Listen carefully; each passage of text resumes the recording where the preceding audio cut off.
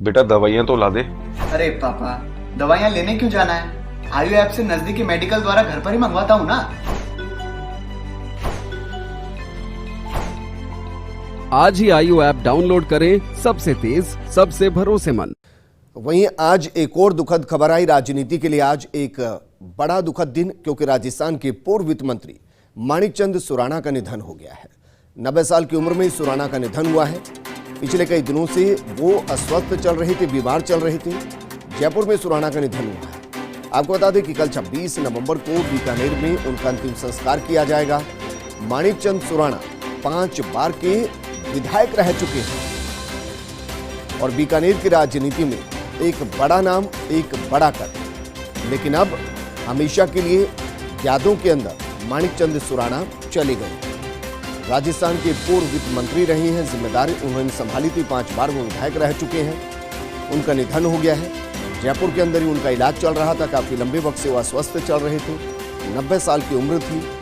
कल 26 नवंबर को बीकानेर में उनका अंतिम संस्कार किया जाएगा।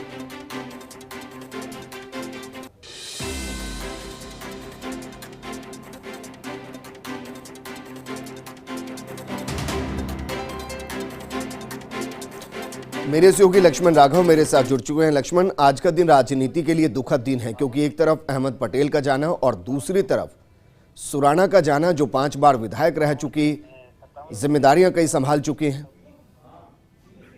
देखिए, निश्चित तौर पर विजेंद्र, न केवल बीकानेर के लिए, राजस्थान की राजनीति के लिए भी दुखद दिन है। देश की राजनीति के लिए दुखद है ही अहमद पटेल का जाना, लेकिन माणिकचंद सुराणा खुद एक तरह से एक संस्था थे राजनीति की। सोशलिस्ट वो थे, 5 बार विधायक रहे, वित्त आयोग के अध्यक्ष रहे, वित्त मंत्री रहे। तो कहीं ना कहीं देखिए उनका एक बड़ा व्यापक अनुभव था। सही बात कहने के लिए जाने जाते थे। कॉपी किताब पर काम करने वाले व्यक्ति के साथ साथ वो फील्ड में भी उतने ही सक्रिय थे।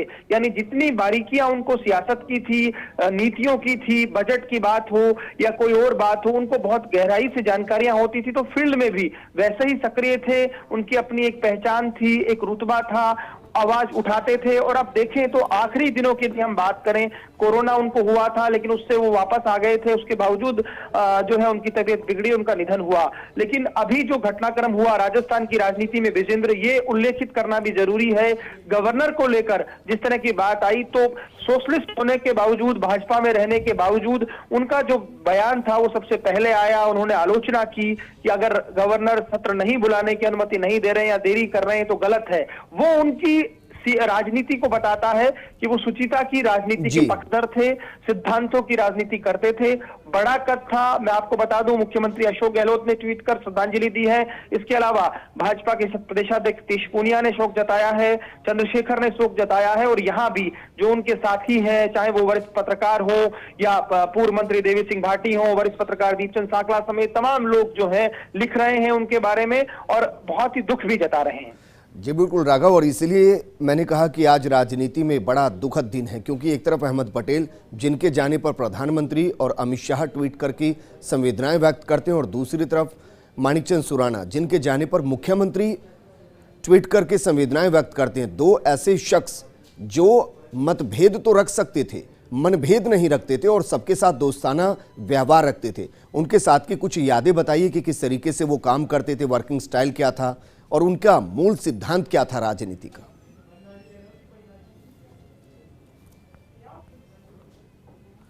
लक्ष्मण, क्या मुझे सुन पा रहे हैं? जी जी विजेंद्र, देखिए बिल्कुल, मैं आपको बताऊं, पिछले 2 महीने पहले तक भी वो इतने एक्टिव थे।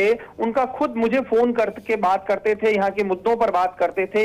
इसके अलावा जब हम बात करते हैं, जो वरिष्ठ नेता यहाँ पर रहे हैं, चाहे वो देवी सिंह भाटी हो या दूसरे नेता हो जो उनके साथ रहे, अर्जुन मेघवाल केंद्रीय राज्य मंत्री हैं, उन्होंने अभी अभी ट्वीट कर शोक जताया है। तो सबसे बड़ी बात थी कि वो एक तो मुद्दों की राजनीति करते थे, सिद्धांत की राजनीति करते थे, तथ्यों पर बात करते थे।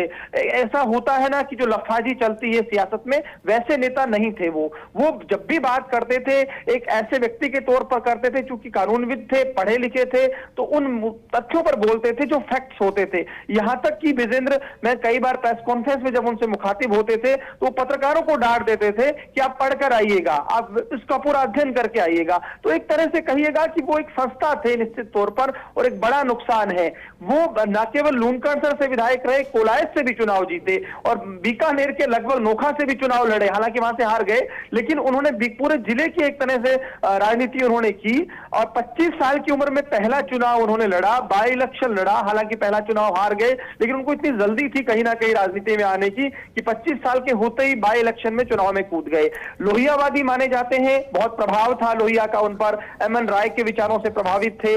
बाद में वो जनता दल जब टूटा तो होते हुए जो है भाजपा में आ गए, वसुंधरा राजे के भी बहुत नजदीक रहे वो, और उसके बाद जब निर्दलीय चुनाव लड़ा, निर्दलीय चुनाव जीता 2013 में उन्होंने अच्छे तरीके से, जब भाजपा ने टिकट नहीं दिया, तो कहीं ना कहीं ये कह सकते हैं कि वो एक ऐसे नेता थे जिसने अपनी जमीन खुद बनाई थी, सिद्धांतों की राजनीति करते थे। जी बिल्कुल लक्ष्मण, शुक्रिया हमारे साथ जुड़ने के लिए। और जिस तरीके से माणिकचंद सुराणा और इसके साथ साथ अहमद पटेल का निधन हुआ है। मेरे प्यारे साथियों, कोरोना पेंडेमिक ने हमारे जीवन को पूरी तरह बदल दिया है। बच्चे स्कूल और दोस्तों से दूर हो गए हैं। अभी सतर्कता भी जरूरी है, लेकिन क्या इसका ये मतलब है कि बच्चे अपने घर में कैद होकर अपनी सारी क्रिएटिविटी खत्म कर दें? नहीं, राजस्थान में हो रहा है देश का पहला डिजिटल बाल मेला।